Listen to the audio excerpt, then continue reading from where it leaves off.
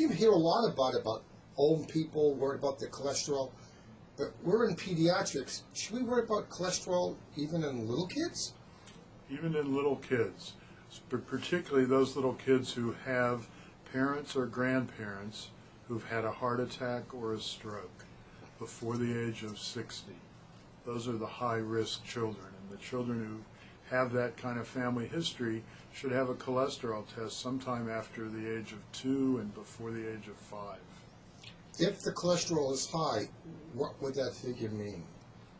A high cholesterol in a young child with a positive family history of early heart disease Well, first of all, means that they are... what figure would you consider high? Well, what number is high for cholesterol? For children, 200 is a high number. 170 is a normal number, 170 or below for the total cholesterol. If we talk about the LDL, the low-density lipoprotein cholesterol, a number of less than 130 is a good number. So in other words, the number game is important even in young age group. Even in young children, in order to prevent them from getting sick when they get older. Not that they're going to get a heart attack or a stroke when they're a child, but in order to keep them healthy, because we know the plaques that form in our arteries that result in heart attacks and strokes start soon after birth, accelerate during adolescence, and then develop over the decades of our adult life. So if we can prevent them from ever starting, children will live longer and healthier. So in other words, if you have a high cholesterol and the kid, say, is 3 or 4 years old, how would you approach the problem so we can lower the cholesterol a little bit? Obviously the bad cholesterol in particular. That's right. The important thing to do for a child of that age is to assess their diet, to find out what they like to eat, what they usually eat, and see if we can help them and their family learn to make healthier choices. So we focus on what they're currently eating and use a trained nutritionist, a registered dietitian, to assess that and then to help the family eat better. And it works better if the whole family does it, not if one person is singled out as the culprit, so to speak. In other words, if it's in the kitchen, the kid might grab it. That's right. Impulsively.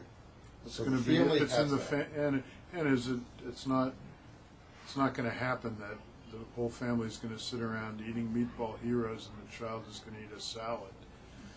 People have to, families eat as a family, and that's important because cholesterol it's shared in the family as well. And we also have a problem, kids aren't exercising as much. And exercise would help lower the bad cholesterol a little bit. Exercise is important. It helps keep the balance of lipids like triglycerides, which we haven't mentioned. That's another kind of fat in the blood. So exercise is important for lowering triglycerides, which helps raise the good cholesterol and gets everything in better balance. And you're right, kids don't have the same opportunity to exercise that they had years ago. They don't just run out in their neighborhood and play very often. They're much more restricted. So if you had a kid and the father had a heart attack at 28 or something like that, it was a big concern. The first cholesterol you would check in the kid would be recommended at what age? Age 2. Age 2. If it was normal at age 2, when would you repeat it again? Repeat it again during school age between 5 and 10 and once during adolescence. But the chance that it's going to develop into a serious problem if it's normal at 2 is very low. So it's a good sign if your cholesterol, say, is 160, 170, yes. And not such a good sign if it's over 200. Yes. So at that point, you would try to get the family to change the eating habits or control them a little bit. That's and right. Encourage more activity. Absolutely. Is there any play of any of these medicines